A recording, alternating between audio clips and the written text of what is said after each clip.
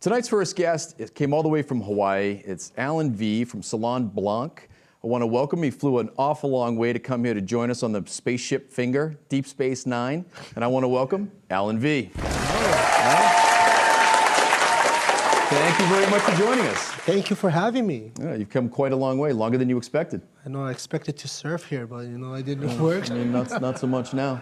Anyway, Alan, I mean, you're like a local boy made good. So, I mean, tell us a little bit about your history. Start in the beginning, not like the DNA part, but a little bit further. Well, I grew up in the housing. I started off in that way, and during school, I majored in a lot of different things.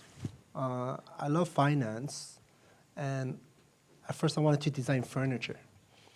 One day, I decided to get a haircut, and I got charged $100 for a haircut at 16. I didn't know what to do. I didn't have cash, so I had to use a credit card. Boy, I thought I would get busted for my parents, you know what I mean? But from that day on, I knew maybe I should do hair. And that was a start, I acquired many jobs from working at McDonald's, all sorts of things in the food industry. But what led me to what I wanted to do was doing hair. And I thought that I could make a change because I had a choice if I could. My dad said, you should be a chef. Be happy, $2,000 a month and you're fine. When they look at hair, they were like, why do you want to do hair? I said, I'm not too sure. I think I'll be really good at it. I love geometry. So that's how everything got started. So where did you get your training? I got my training in Hawaii, and I actually got my training in Sassoon Academy too. So I actually met Vidal Sassoon himself. He gave me an autographed book. So I was lucky during that time. So that's some of my education. Makes sense, though. Your love of geometry with those severe, sharp angles. Yeah, definitely. And that's how I got started in doing hair. When did you start your salon? I mean, did you begin working in a salon and then eventually decided to start your own? I started working in a salon at 18, 19. So at the age of 25, I opened up my salon called Salon Blanc. So I had plans.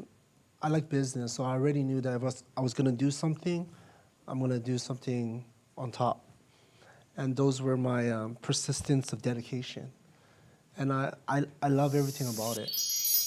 There was a lot of challenges that I had to go through as an individual, but that made me who I am today.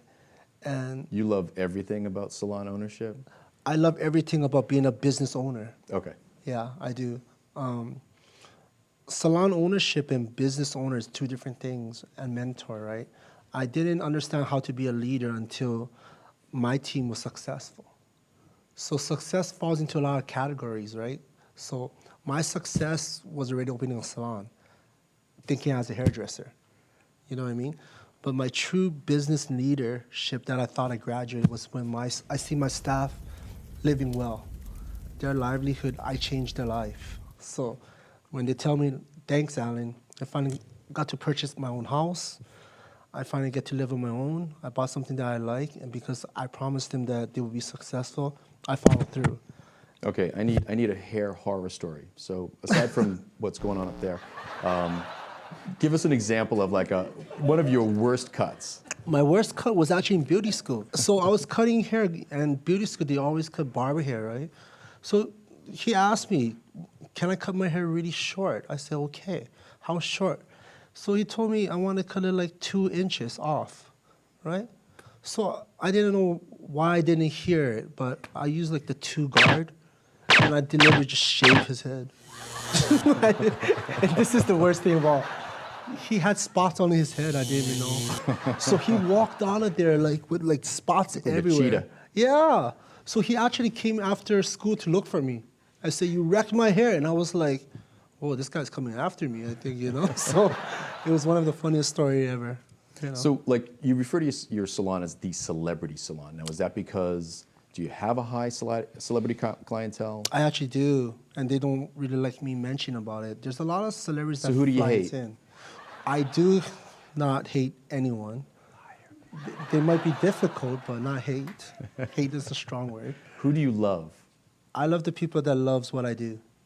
I love the people that understands what kind of identity that I give them. Now, you refer to yourself as like an image consultant. Talk about that a little bit. Like your job isn't just a hairdresser, it's more even as almost a life consultant. Like what you do changes so much more than just their hair. I treat all my staff as an entrepreneur. So when I speak with everyone, I let them understand that when asked what I do, I create an identity. I create an identity and an image for every individual that sits in my chair. I want to understand whether from 15 years old to 30 to 30 to 40 to 40 to 50, that journey I need to understand. I have to understand if there's so much divorces that are happening, there's so much cancer victims that are happening, we can actually make a change. And when speaking with my staff, I want them to understand hairdressers are people that can make change in life. And if you can significantly cause that reaction and really give them a sense of hope and understand and acknowledge, hey, look, she's not feeling well. What can you do to make things better for her? That really defines you of who you are. I'm going to give you a quiz. You tell me what you might do with these particular people. Okay, first one. We're going to start with an easy one. We'll go with a little bit of a layup. Now, what would you do with this creature? Okay, so for him, understand he probably has Botox that has been done recently. So this picture probably got taken a while back, right? So having his hair pretty long, luckily he looks good because his face is balanced. You look at his eyes, his nose, and his mouth. Everything's proportionate from top down. His forehead is probably like 3 inches from the middle of his eyebrows. So we're going with a two buzzer on this? Actually, he looks a little sad. Maybe that's because of this movie that he's in, right? so I think he's got 8 kids. Yeah, I'd be sad too. Okay. So I would actually make him a lot more lively. Okay. Again, this is an easy one. So Beyonce. Now, what would you do with her? Well, careful, she'll write a song about you. Well, Beyonce is a little bit. Well, you know, she looks good with a lot of different things. Side sweatbands will work really well with her. Although her jawline's a little wider if you look at it. Okay, next one. Getting more difficult. Look at that mouth. What are you going to do to narrow that down? Actually, she would actually look better with a little bit longer hair. A little more severe now. Okay. SJP. What are we going to do with Sarah Jessica Parker? So I would actually call her makeup artist and she'd do makeup right there for her. Oh, can we not talk about her? Is she one of the clients? Yeah. Is she on the off list? No, but anyways. Okay, I told you. It's going to get a little more difficult. Okay. Do you need to take a break? We can take a quick 30-second break. That's Trump's best friend, I believe. Yes, it is. It is, a matter of fact. I believe that's Trump's What are we doing with friend. Rosie? Rosie always stay with short hair. I think we should keep her with short hair. Yeah. If her neck, you can't see her neck, right? So having long hair wouldn't really help. I can't. So. Okay, good. Yeah. Good one for her. All right, last two. This is where it really gets difficult. Are you familiar with Carrot Top? Yes, I am. What are you going to do with that mess? Carrot Top is a little bit more challenging. You You think? know, yeah, I would actually just leave it like how he is. I probably wouldn't do it. Do you have any paper bags? I would probably refuse there for a little bit. Okay, Right, last one, I'm going to let you off the hook. Okay. So Sandra Bernhardt.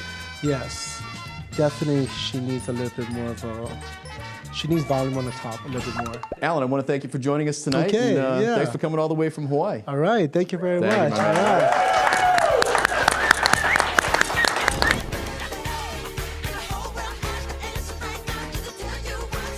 Who's bad?